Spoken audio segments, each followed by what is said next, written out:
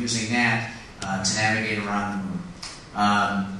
We have smart computers that will generate new software control laws in the event of changes in the way that the Orion is handling. For instance, if certain jets fail, reaction control jets, the computer is smart enough to adjust for that. We will use lithium-ion batteries. That's the latest thing we have. They're much lighter and have much more power for us to hold, and that's important for us. And then the most important change is perhaps these solar rays, these blue discs indicated here.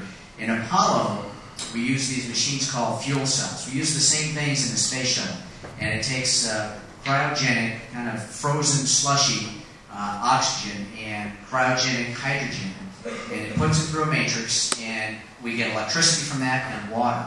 The problem with that is you are limited by the amount of oxygen and hydrogen that you bring, so there's a certain amount of time that you can fly. For the shuttle, it's only 16 days. We run out of those supplies then. What we have on the Orion is we have these solar panels that draw electricity from the sun. So this gives us an unlimited power supply. So the effects of those changes, for Apollo, we had the fuel cells, limited time. For Orion, we have the solar rays, somewhat unlimited. The environmental system, in particular, carbon dioxide removal. When we breathe, we emit carbon dioxide, and in space we have to remove that from the atmosphere, otherwise it will poison us and kill us. The Apollo, and the space shuttle for that matter, use the same system. It's sheets, sometimes wrapped around canisters of lithium hydroxide. It's an absorbent. It soaks up the carbon dioxide, and then there's a limit to how much it can soak, and then we have to take it out, put it in a bag, and change it and put it in another one. So that's another store, another limitation. The way they do it on the space station, and the way we'll do it in Orion, is we have these swing bags. It's a technology that, under pressure, it's a sieve. It absorbs carbon dioxide, and then we'll take it to a place of lesser pressure, and it will release carbon dioxide. So it's a continuously cycling system that does not have a limited time span for us. For thermal shielding for entry, that is the same. The heat shield, as we came on in on Apollo, is going to be the same that we used in Orion. It's called AFCO. It uses a silica to come on in. That's a good system, and that's what we're going to stay with.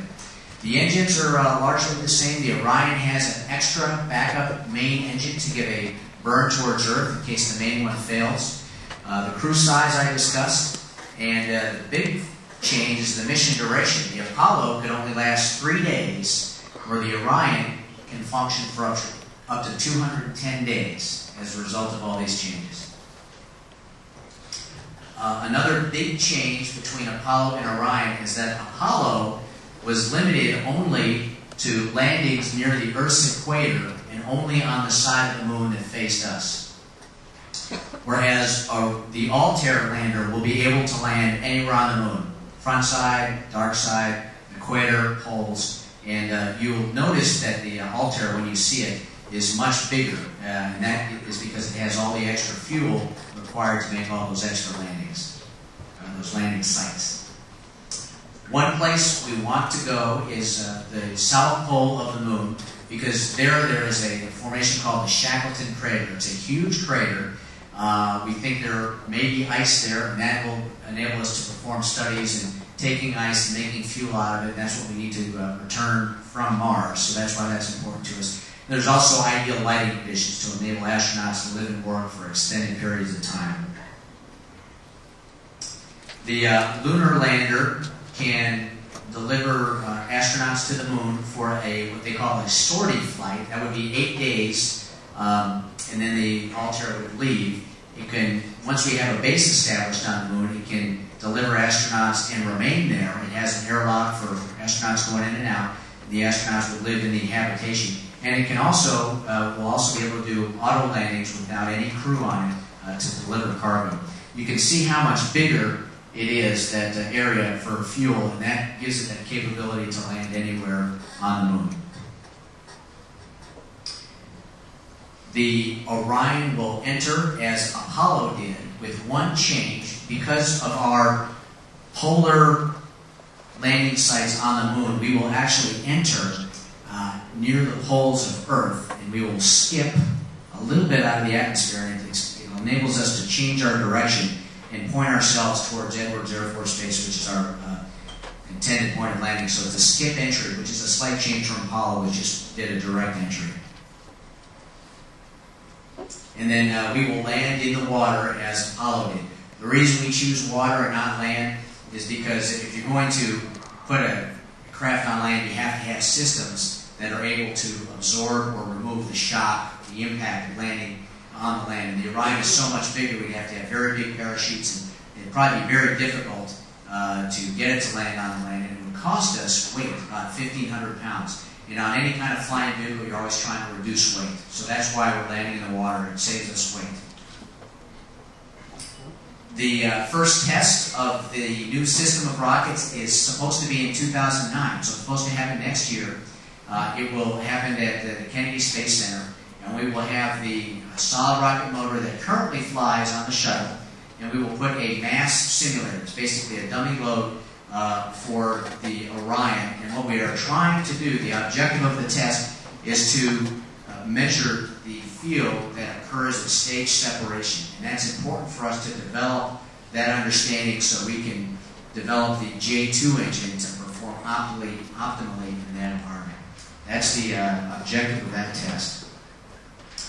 The Ares 5 is very similar to the Ares 1. The main difference is the large fuel tank, which is similar to the fuel tank used on the shuttle. The only difference is at the bottom of this will be the 5 RS-68 engines. In comparison to the Saturn V, the Ares 5 will be the largest American rocket ever built. With the solid rocket boosters and the 5 RS-68 engines, it will have approximately 10 million pounds of thrust off the launch pad, whereas the Saturn V had about 8 million pounds. It will also be taller than the Saturn V. It will be 383 feet tall. I guess 125 meters. That's a huge rocket. That will be the biggest one we've ever built. And then it will have the J2, which we're developing already, and then the Altair is that's a separate program, and that's in development as well. But the Ares 5 will not lag far behind the Ares 1 in development. So I have a kind of a complicated looking schematic about how the mission would go, but the basic story is that the Ares 5, the cargo will launch first into orbit around the Earth, and then the Ares 1 will launch with the astronauts in the Orion. They will rendezvous in space together, and then the Earth departure stage will push the entire stack over to the moon. They will land on the moon, and then the Orion will return back to Earth. But, fortunately, I have a pretty good animation that will tell that story very clearly, and let me get that going for you.